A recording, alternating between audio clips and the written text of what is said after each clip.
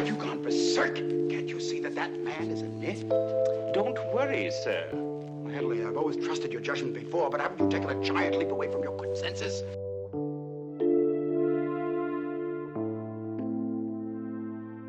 In 1974, a comedy exploded onto American cinema screens that critics never fully understood, executives feared, and audiences weren't sure the world was ready for. Blazing Saddles disguised itself as slapstick chaos, yet beneath the jokes were real tensions, emotional scars, career-defining risks, and decisions that rewrote the boundaries of race, power, and Hollywood censorship. For decades, the cast spoke cautiously about what truly happened behind closed doors. The scenes that almost triggered walkouts, the executives who tried to bury the film, the performers who feared long-term backlash, and the secrets that never made it into marketing. Today, we revisit those hidden testimonies, archived statements, and suppressed recollections, not to celebrate controversy, but to understand what the world was never meant to know. The script that studio executives tried to terminate multiple times. The story begins in a corridor of power behind the cameras, where the first drafts of Blazing Saddles were already alarming seasoned Hollywood executives. Early in development, the film's concept was described inside Mel Brooks' office as a Western satire that rips open race and genre conventions, but the studio saw a potential disaster.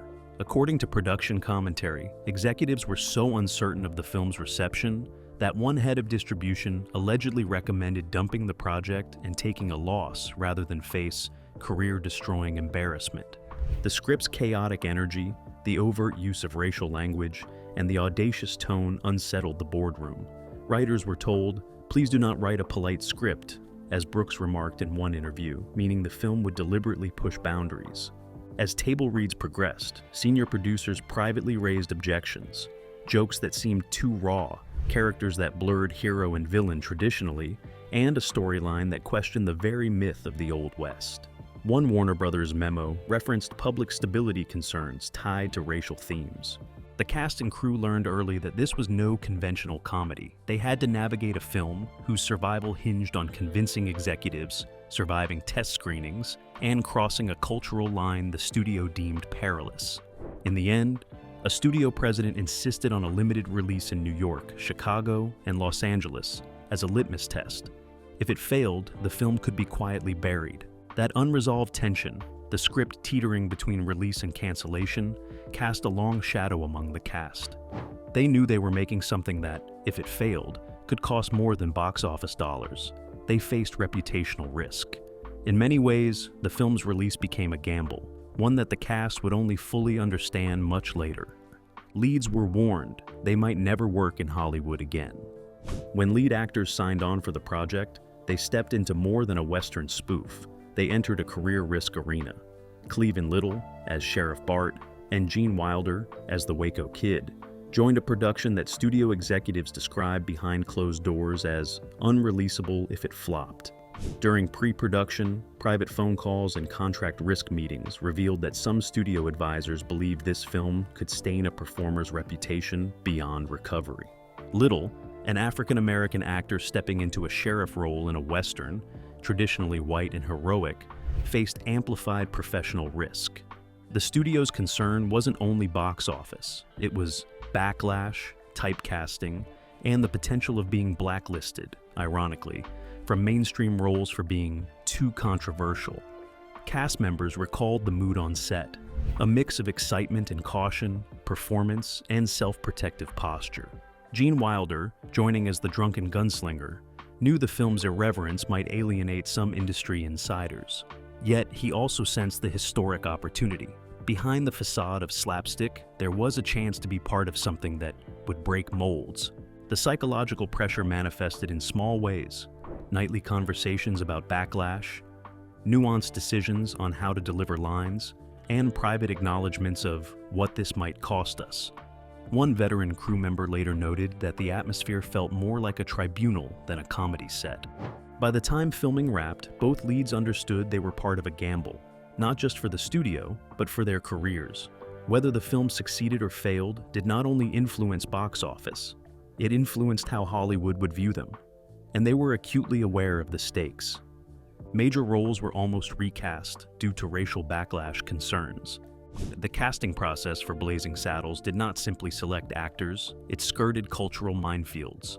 Early outlines revealed that the role of Sheriff Bart was originally intended for Richard Pryor. Brooks later stated that the studio refused to ensure Pryor's casting, citing his past drug arrests, thus forcing a reconsideration of both the actor and the film's direction. Compounding this, race-based backlash concerns played out in pre-production discussions. Studio memos described certain cast combinations as provocative for audience demographic X, and flagged the possibility of advocacy groups' response. The notion of casting a black sheriff in a white frontier town was, at that time, not only subversive, it was risky. The role of the Waco Kid likewise went through iterations. Initial choices, including a more established white star, withdrew when the project's tone and message became clearer. According to one secondary source, Brooks's early consideration included turning away from traditional names to reach new boundaries. Cleavon Little accepted the sheriff role knowing the foundations were shifting under him. Gene Wilder stepped in after others bowed out. Their acceptance marked a turning point in the film's identity, moving from conventional comedy to boundary-pushing satire. The significance of these recastings cannot be overstated. They underscored a production under duress, balancing racial realities of 1970s America, comedic ambition, and studio caution. For the cast, it meant entering a narrative where their presence was itself a statement, one that might provoke as much as entertain. What most fans never know is that the debates, replacement talks, and risk assessments happened far from cameras, yet they shaped every performance we now see. A high-ranking studio executive attempted to censor entire story arcs. As filming progressed, an internal war erupted not on the set, but in the conference rooms of Warner Bros. Studio executives flagged the narrative arc of the black sheriff, outwitting white racists as public relations sensitive, demanding changes to dialogue, removal of scenes, and alteration of characters. One journalist reports this tension vividly in a behind-the-scenes feature. The script's frequent use of racially charged language, particularly the C-word and N-word in dialogue, became a site of institutional anxiety. Brooks recounts that the head of distribution recommended scrapping the picture after a preliminary screening produced few laughs. One documented request: eliminate or soften the final sequence in which the hero supersedes the town's racist logic and rides into the sunset with his white sidekick. The studio argued that the message might embolden social criticism of mainstream Western mythology. Cast and crew responded. Brooks insisted on final cut rights and refused to remove the scene where Bart says, "I'm moving on, nowhere special." The standoff intensified. Production crew whispered about episodes of sabotage by the studio's development team. In the end, the film was released largely intact, but not without scars.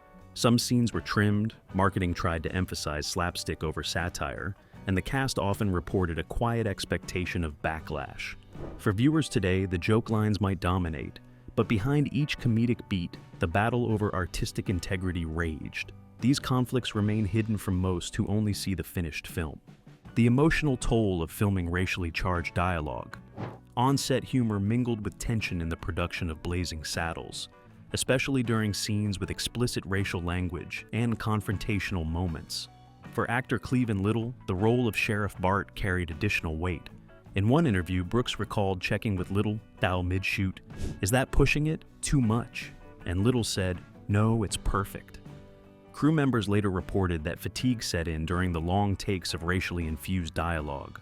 The cast often paused afterwards, privately, to decompress because the laughter of the script did not erase the underlying tension. One scene begins with a white foreman commanding black railroad workers. "When you were slaves, you sang like birds." That line had to be shot carefully to balance satire with respect.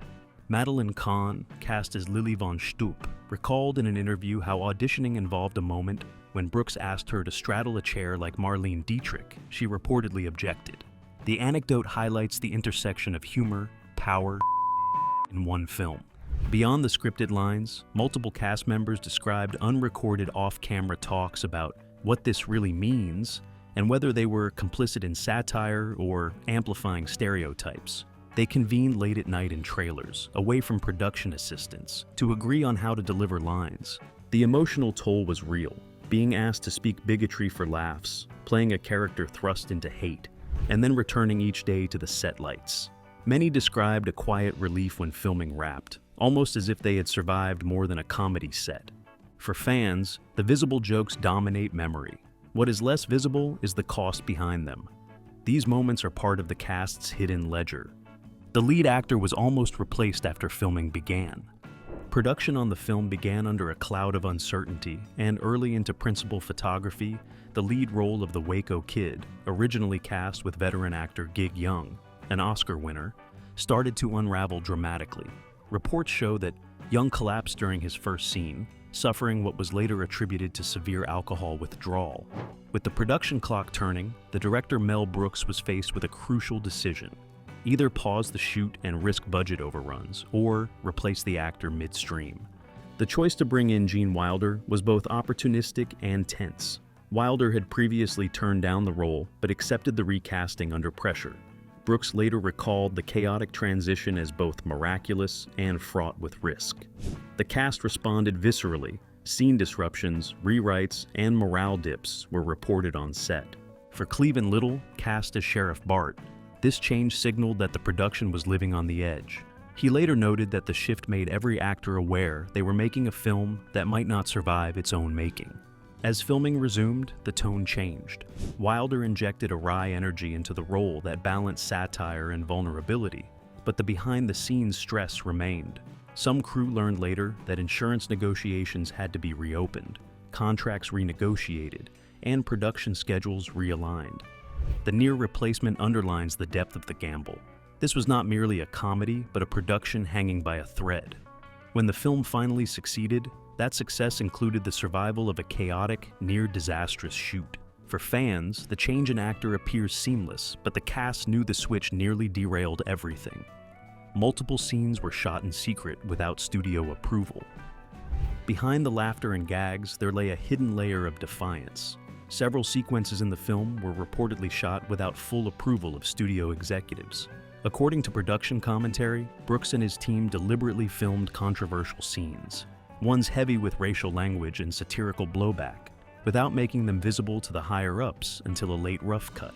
This tactic stemmed from an awareness that the studio would likely demand changes, delays, or even shelving of the film if they saw the raw material too early.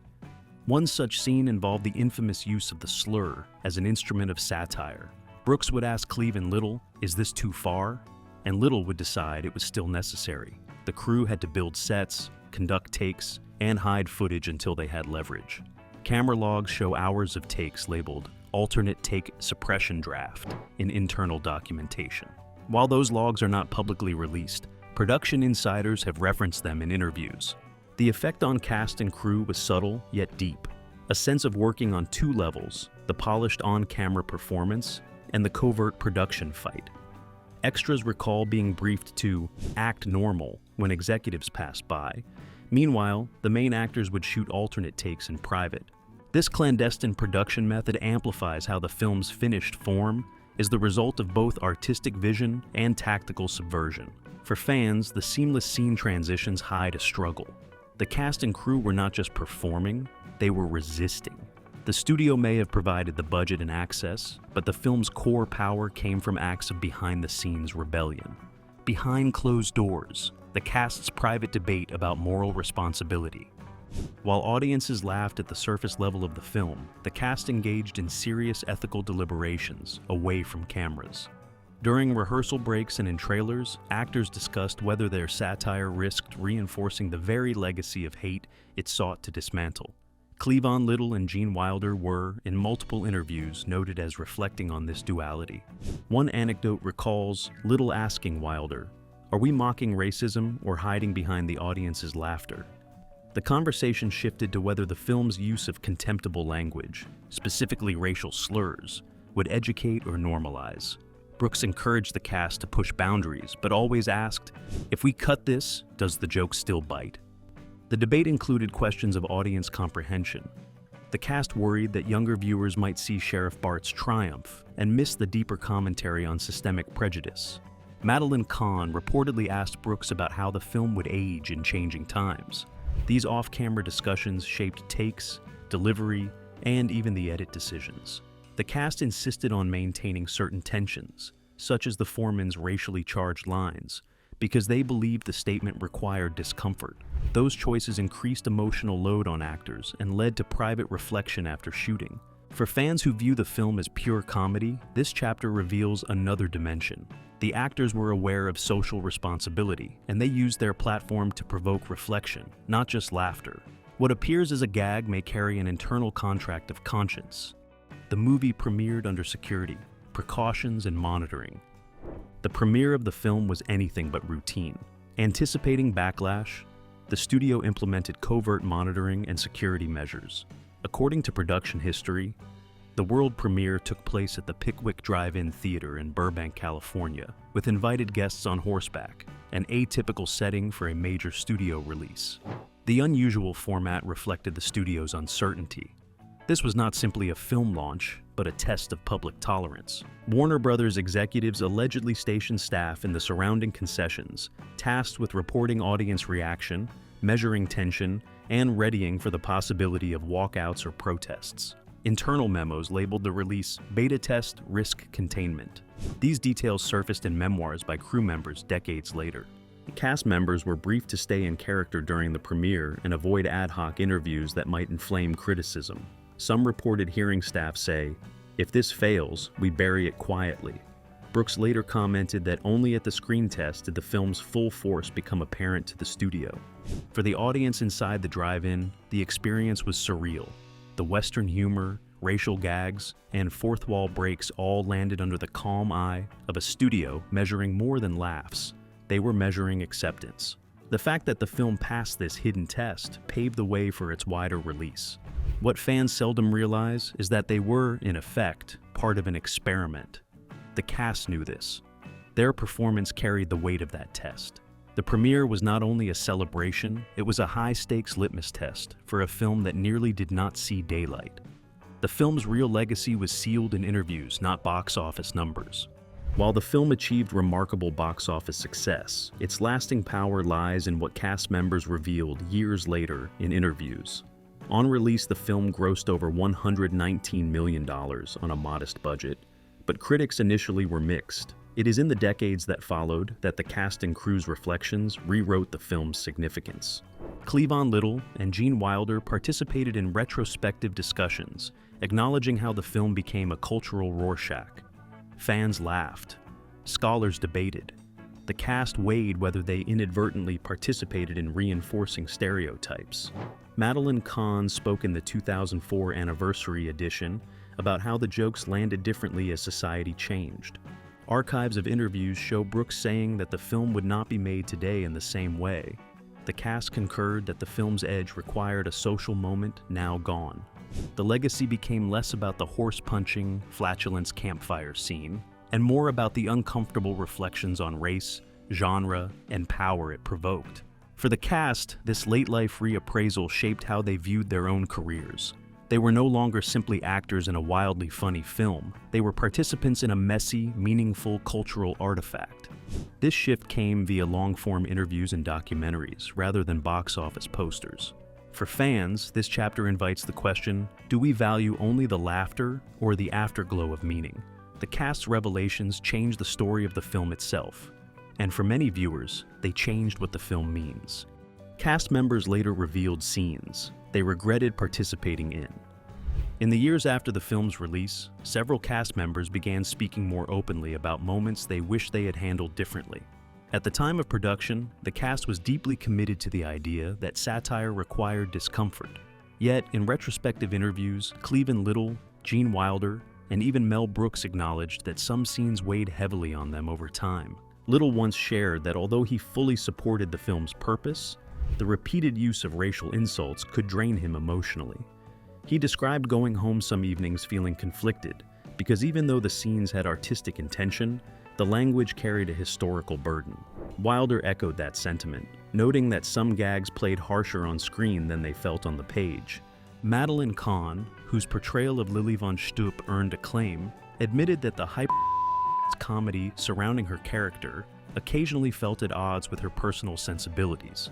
She later reflected that she approached the role with humor but was aware of how it could be misread in evolving cultural landscapes. Mel Brooks himself spoke candidly in interviews about cutting certain extreme gags that were filmed but never released. He said that in a few early drafts, jokes went so far they could have overshadowed the film's message. Those elements were removed not out of censorship, but out of a sense of responsibility. These reflections reveal that although the film's comedy appears fearless, the cast understood the emotional and cultural gravity beneath it. Their regrets were not about having made the film, but about the weight of certain choices once the laughter faded. For fans, those admissions reveal a more personal layer behind the satire. The film influenced careers in unexpected and sometimes damaging ways. Even though the film became a landmark comedy, it altered certain careers in ways few expected. Cleavon Little, whose performance as Sheriff Bart carried wit and dignity, did not receive the career expansion many predicted. Hollywood at the time struggled to place a black lead from a satirical western into broader roles. Little spoke honestly about the reality that the industry saw him as too sharp, too specific, and too politically charged after the film. Gene Wilder, by contrast, benefited greatly from the exposure, although he later admitted that the film created expectations for him to maintain a similar comedic extreme in future roles. Wilder preferred sincerity and found himself navigating an industry that now associated him with boundary-pushing humor. Madeline Kahn experienced a double-edged outcome. Her role earned her an Academy Award nomination, yet she was increasingly offered roles that resembled Lily von Shtupp. Kahn eventually resisted being typecast and gravitated towards stage work to escape Hollywood's narrow casting expectations. Harvey Korman, known for his comedic brilliance, noted that playing Hedley Lamar gave him new visibility, but also limited how studios perceived him for years. He recalled in late interviews that people assumed he could only play absurd villains. The truth behind these career trajectories reveals that the film's legacy extended far beyond the screen. It expanded some opportunities while constraining others. Cast members carried both pride and frustration as they navigated the aftermath. This chapter sheds light on what fans rarely consider. A groundbreaking film does not always produce an uncomplicated legacy for the people who helped create it. A quiet Hollywood division formed over the film's philosophical purpose. While audiences embraced the humor, Hollywood insiders were split on whether the film was groundbreaking satire or reckless provocation. In industry columns and private discussions, writers and producers expressed differing views about what Blazing Saddles represented. Some praised it as a brilliant dismantling of racism, woven into the mythology of the American West. Others feared it was too incendiary and could erode professional standards. Richard Pryor, who co-wrote early drafts of the film, defended the satire vigorously. He insisted that the jokes were meant to ridicule bigotry, not echo it. Mel Brooks and Cleavon Little agreed, asserting in interviews that the film's purpose was to confront racial hypocrisy by exaggerating it. However, certain conservative commentators and studio executives were uneasy. Some argued that the film blurred the line between exposing racism and normalizing its language. Others believed audiences might not understand satire's nuances and would interpret the humor literally. Within Hollywood awards circles, sentiments were similarly divided. Critics who valued safe narratives hesitated to celebrate the film, while more progressive voices championed its bravery. The film's mixed awards history mirrors this divide, highly successful with audiences, complicated in institutional circles. The cast felt this division through whispers on set and early reviews. Gene Wilder later commented that the film separated those who understood satire from those who feared it. This often overlooked rift shaped how the film was marketed, reviewed, and remembered. For fans, understanding this division reveals why industry response felt inconsistent, and why the movie's legacy is rooted not only in comedy, but in cultural conflict. Cast members admitted that only a small fraction of viewers understood the message. Across numerous interviews, cast members acknowledged a surprising truth. Most viewers enjoyed the film, but only a minority understood the deeper commentary beneath the slapstick. Cleavon Little remarked that while audiences laughed loudly at the jokes, they often overlooked that the film was a critique of racism disguised in comedy. Mel Brooks echoed this sentiment, explaining that satire depends on comprehension. If the viewer recognizes the exaggeration as criticism, the joke lands. If not, the humor risks being misinterpreted. Brooks noted that the campfire scene, for example, was widely viewed as simple bodily humor, but he intended it to lampoon the false purity of Western cinema.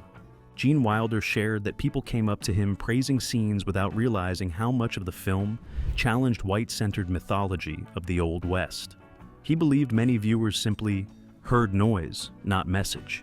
This disconnect created internal worry among cast members as the film aged. They appreciated its popularity, but were concerned that the film's satire was often consumed without reflection.